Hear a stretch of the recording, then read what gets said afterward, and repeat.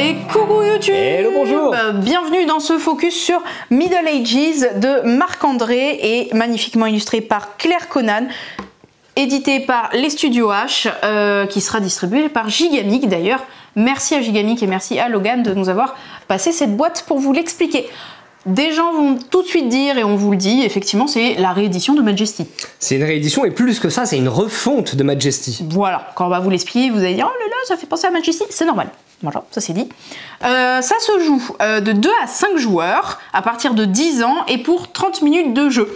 Voilà, vous allez construire votre petit royaume avec vos magnifiques pions de petits chevaux, chevaliers, dames, ladies et autres nobles. Et je vais laisser la main à Antoine, je serai Samantha l'assistante dans cette vidéo. Ok, on va donc vous expliquer rapidement comment est-ce que ça fonctionne. À chaque partie, nous allons jouer 4 manches, au terme desquelles on va compter les points. Les points, c'est l'argent, ce sont ces petites piécettes et diamants sonnants et trébuchants. À chaque manche, on va créer comme ça un petit carré de 4 sur 4 de petites tuiles qu'on va aller réserver avec nos personnages, nos chevaliers comme ceci, pour aller placer sur notre plateau individuel comme ceci. Hop, on va les placer aux bons endroits. Donc comment est-ce que ça fonctionne? Eh bien, il y a une première personne, on va dire par exemple, on est censé être de quelle couleur? Vert, hop, qui va se poser sur la première ligne. Admettons, cette personne décide de se poser, on va dire, ici. Oui. Et puis les autres vont se poser sur les emplacements restants. Il y a une tuile qui est défaussé, et puis ensuite on va donc récupérer notre tuile et on va directement se poser sur la ligne suivante. On va récupérer dans ce sens, donc cette personne va récupérer cette tuile. Comme elle a pris la tuile la moins intéressante, on va revenir dessus après, mais il y a un ordre de priorité sur les tuiles qui est plutôt un ordre d'intérêt. À la King Domino. À la King Domino, très clairement, tout à fait. Cette personne va donc pouvoir choisir son emplacement en premier, et ainsi de suite. Là, c'est à nous, on est servi en dernier parce qu'on a pris la tuile qui est supposée être la plus intéressante. Ce qui est vrai, hein. Elle est plutôt pas mal, tu nous l'as bien fait payer ce genre de tuile, Alice. Ici c'est une garnison, eh bien on va regarder où est-ce qu'elle peut mettre cette garnison. Eh bien on ne peut pas se tromper, hein. Il y a le symbole de garnison ici, sur notre plateau le symbole de garnison ici, et tel un petit puzzle ça vient s'assembler ici. On voit que si j'essaie de le mettre n'importe où, ça ne va pas. T'es fort en puzzle, hein. Je suis très fort en puzzle. Hop là, on va tout de suite déclencher 2 effets. Il va y avoir un effet qui est lié au type de bâtiment. Ici, comme c'est une garnison militaire, on va pouvoir aller attaquer les autres joueurs. Alors les joueurs qui ont moins de tours de garde que nous avons de garnison, ça fait sens, hein, ils ont une défense inférieure à notre attaque, et on va aller leur voler des pièces, donc des points de victoire brut. C'est très agaçant. Il y a un joueur qui se gave de points de victoire, tandis que les autres en perdent. Ça peut créer des gros écarts. N'est-ce pas? Et en plus, on détruit le bâtiment le plus à gauche, comme ceci, chez chacun des autres joueurs. Ça, c'était l'effet. On a dit il y a un effet et il y a une phase de revenu. La phase de revenu, elle est juste en dessous. Et donc là, on nous dit qu'on va gagner 2 pièces par symbole de garnison et par symbole de petite maison verte. J'ai pas le vrai nom du bâtiment, donc ce sera la petite maison verte. De la prairie. Il y a 1, 2, 3, 4, 5, 6, 7, 8, je les avais pas comptés jusqu'ici, 8 bâtiments différents qui ont chacune leur stratégie. On va pouvoir choisir d'optimiser certains types de bâtiments. On a joué la semaine dernière avec Alice qui était à fond dans les garnisons. Et la défense. C'était pas évident. Et la défense, au cas où on voudrait contre-attaquer quand même. Voilà, j'allais taper, après j'allais me planquer. Moi je faisais travailler les petits paysans, donc beaucoup de moulins, beaucoup de champs. Que j'ai brûlé du coup. Des petites maisons vertes, parce que les maisons vertes ça fait quoi? Ça reconstruit, donc j'imagine que c'est des sortes de chantiers. Et donc je passais mon temps à reconstruire ce qu'Alice venait casser chez moi. Le but étant de reconstruire plus vite que ce que les voisins viennent brûler.